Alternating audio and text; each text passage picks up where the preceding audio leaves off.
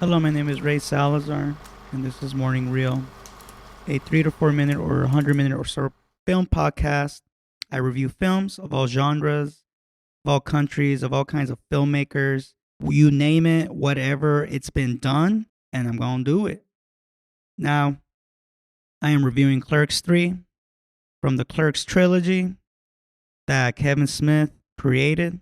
If you're listening to this review and haven't listened to my review on Clerks 2 and the one before that, which is Clerks, please do. Or not. But if you're a fan of Clerks or Kevin Smith, I think you might want to check those out. I'm a fan myself. I would check them out. You know what's cool? That I'm happy that I can even like rewatch these movies because I've never seen these movies like from the beginning to the second one and to this one like that. I've never done that before. I rarely even do that with certain films. I think the last time I ever did that was with the Lord of the Rings trilogy, the OG one, not the prequels. Not even prequels. I guess they are. I don't even know, man. Whoever wants me to review that trilogy, man, you better pay up because I am not about to watch over 9 hours of film. People change. And that's what this film's about. Change. Clerks 3. It still follows the same theme, the same topics of discussion of life. And these guys are older now. Let me get into the credits real quick. Written and directed by Kevin Smith. Produced by Liz Destro and Jordan Monsanto. Starring Brian O'Halloran, Jeff Anderson, Trevor Furman, Austin Sejour, Jason Mewes, Rosario Dawson, and Kevin Smith. Cinematography by Liran Kahanov. Edited by Kevin Smith. Music by James L. Venable. Production companies, there's a lot. VSQ Productions, Bonded Media Capital, Mewesings, Destro Films, and 3 Point Capital. Distributed by Lionsgate. A shout out to Lionsgate. Because honestly, if it wasn't for them, we wouldn't be even seeing this film. We wouldn't even be listening to this fucking podcast. This film came out September 4th, 2022 of this year. Ooh, and I saw it. I like it. It is the weakest one of the trilogy. But then again, every trilogy has the weakest film, right? And I'm not saying this film is weak, as in like, man, this shit fucking sucks. No. It's just not as strong as the other two. If you heard my review on Clerks 2, I mentioned that to me, Clerks 2 is the strongest out of the three, just because of the dialogue, the depthness that it went. And you know what? This film is pretty in depth as well. It's probably the most in depth of the three, but not the strongest. I was so happy watching this film, and I was happy finishing watching this film. And here's a thing, and I hope you guys do it. I hope you gals do it. You need to see this film from beginning to end. And when I mean to end, I mean even at the end credits, because Kevin Smith gives out a little speech about the film, basically thanking everybody who basically fucked with him, basically. You know what, man? I gotta give so much props to Kevin Smith. And I'm not just saying this because I'm a fan of him, but I'm just saying this because not a lot of filmmakers do this in a film. You know, I can't think of one off the top of my head, but this guy went out of his way. And I mean, not everybody's fucking as busy as the next guy, right? And no one's more busier than the other guy. But this guy took his time to basically thank the audience for watching all of his movies, especially the Clerks trilogy films, because Clerks was his first film. It was his baby. It was do or die, and it did well. And look where it's at now, you know. And it took a while for this film in particular, Clerks 3, to even have a production budget, you know. I was very, very grateful and lucky to not only meet Kevin Smith, but to actually talk to him as a person, not as a fan, but as a person. And And as a fan, asking him like, "Hey man, when is this gonna happen? Is Clerks 3 gonna happen?" And he told me that it is gonna happen. And when he told me that it was gonna happen, he was probably in like, I don't know, in his third or fourth draft of the script. And my next question would have been, can I have a copy of it? But obviously that would never happen. And you know what? Even if he did send me like a script or whatever, it probably would have been different. And honestly, I remember him talking about change that he had changed the script from, what it was gonna be before or whatnot. Either way, love the guy. I love the fact that he gives a shout out to all his fans and all the people who watch his movies. And not only that, give closure to the Clerks trilogy, period. This film's about life. These guys are in their, fuck, man, in their late 40s, really. I mean, at least how you want to put the timeline correctly. They are probably in their late 40s, for sure in their 40s. Dante's thing about life in this film is he's a widow. Becky dies. And, if you remember, she was pregnant. And yeah, that didn't work out for him. Didn't work out. And she died in 2006. So he's been mourning this person for the last 16 years or so. That's fucking crazy. It's not crazy, but it is crazy, to have a tough time to move on. And in this film's about Dante and Randal, right? And I do like how Kevin Smith did his best to balance out the arcs of these two characters and their own arc together. To put it simple, as far as the story is concerned, Randall gets a heart attack.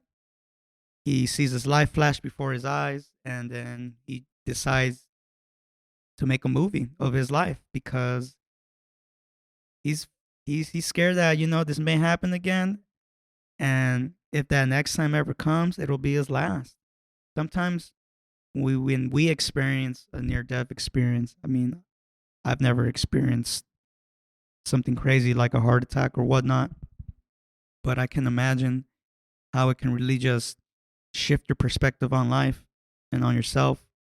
It's pretty in depth. The acting in this film is pretty good. I like it.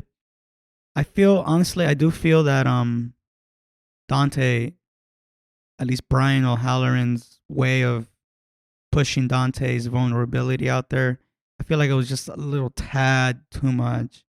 You can see it how strong he can be. He's pretty strong as far as like his abilities to make a character cry or just to make you care about the character, period. And he does a good job at that. But I feel like it can just be a little too much. I feel like his his grieving or his mourning is just a little bit too much. But I understand though, and in the film in particular, the characters around him, his friends, understand that as well. This film reminded me of Francois Truffaut, which is one of my favorite filmmakers of all time, French New Wave. Francois Truffaut made this film called Day for Night, which is sort of like a mockumentary, basically a film of a film, a film within a film.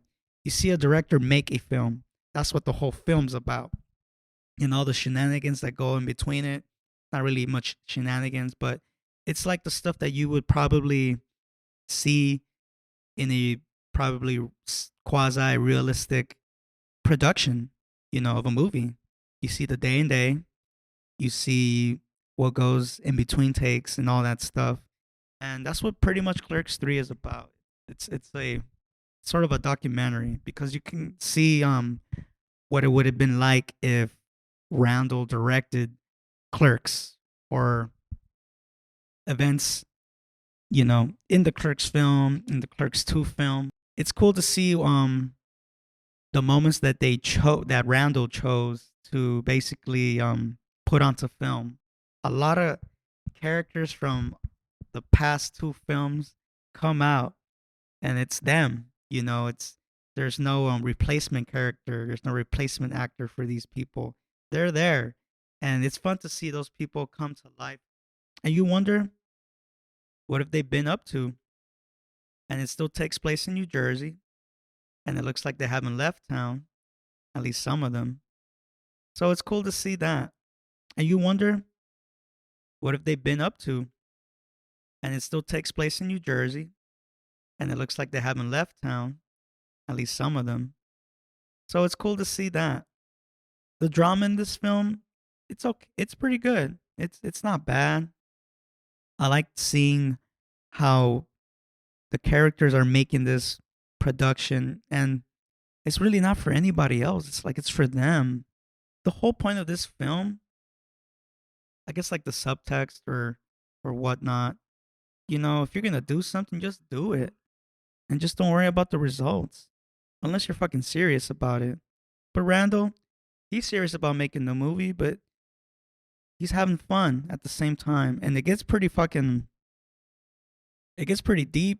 It's pretty aggressive, especially the scene where they relive the Clerks scene where Dante and Randall fight.